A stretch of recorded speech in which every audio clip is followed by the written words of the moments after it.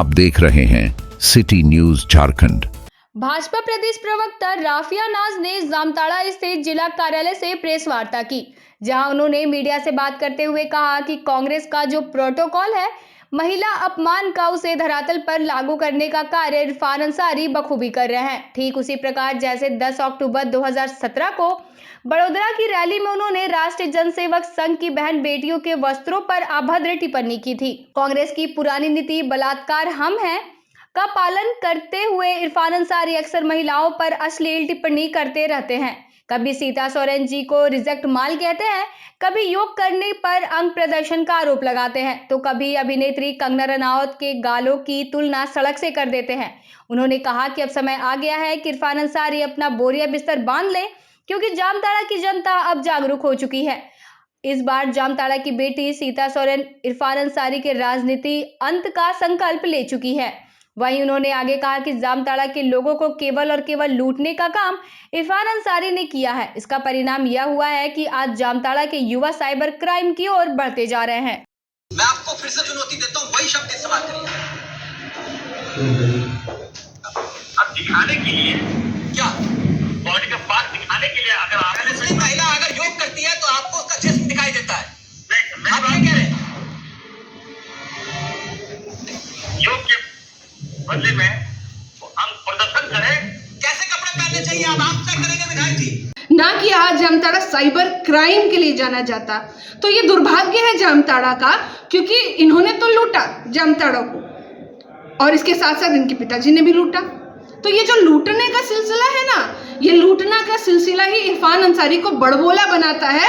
और इसी बड़बोलेपन के वजह से पता नहीं है इरफान अंसारी अपने आप को क्या समझता है, इसको तो जामताड़ा से धक्के मार के बाहर निकालना चाहिए।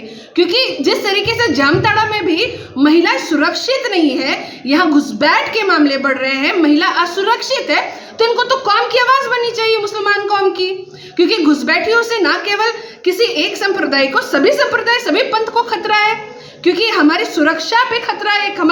हमारे घर में एक उदाहरण के तौर पे इरफान अंसारी से आप जाके पूछिएगा कि उनके घर में अगर कोई चोर आएगा तो उस चोर का वो आवभगत करेंगे या फिर उस चोर को धक्के मार के निकालेंगे। अगर उनके घर के नींव को कोई दीमक की तरह खोखला करेगा तो क्या वो उस दीमक को हटाएंगे जड़ से, या दीमक को वो घर पे बैठा के रखेंगे?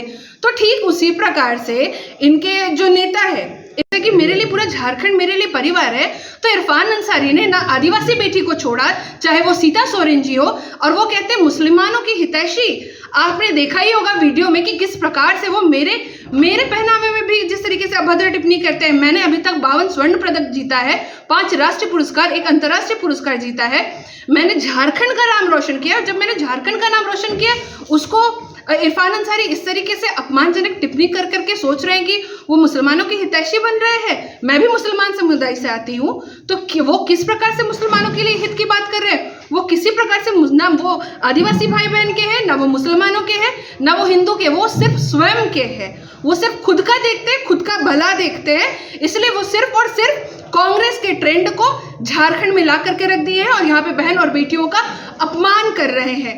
आपको याद होगा कि कंगना रनावत जी का कंपैरिजन उन्होंने सड़क से किया था, और मेरे वो संस्कार नहीं है कि मैं वो शब्दों को फिर से दोहराऊं जिस तरीके से उन्होंने सड़क को कंगना रनावत जी से कंपेयर किया था। इसके साथ साथ कुछ दिनों पहले का भी इरफान अंसारी का बयान होगा, आपको याद, उन्होंने क्या कहा था? कंगना रनावत जी झारखंड में आएंगी तो मैं उनको गले लगा लूंगा। तो आप सभी, मतलब जामताड़ा की जनता ये तय करेगी कि क्या ऐसे नेता को आप लोग वोट देंगे?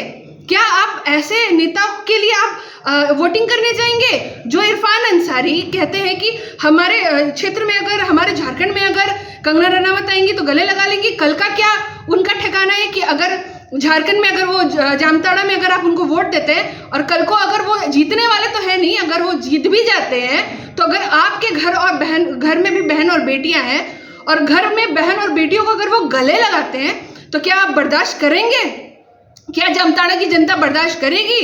कतई नहीं बर्दाश्त करेगी, क्योंकि ऐसे नेता बहुत बड़बोले नेता है और इनको मजा चखाने की बहुत जरूरत है। जिस नेता के ऊपर आप देखेंगे इतने सारे क्रिमिनल केसेस है, क्या इनको हक और अधिकार है जनता का प्रतिनिधित्व करने का? क्या ये झारखंड के जामताड़ा का भविष्य लिख सकते हैं? अगर ये लिखते हैं ना जामताड़ा की जनता का भविष्य, तो आज जामताड़ा शिक्षा के लिए जाना जाता, आज जामताड़ा महिला सुरक्षा के लिए जाना जाता।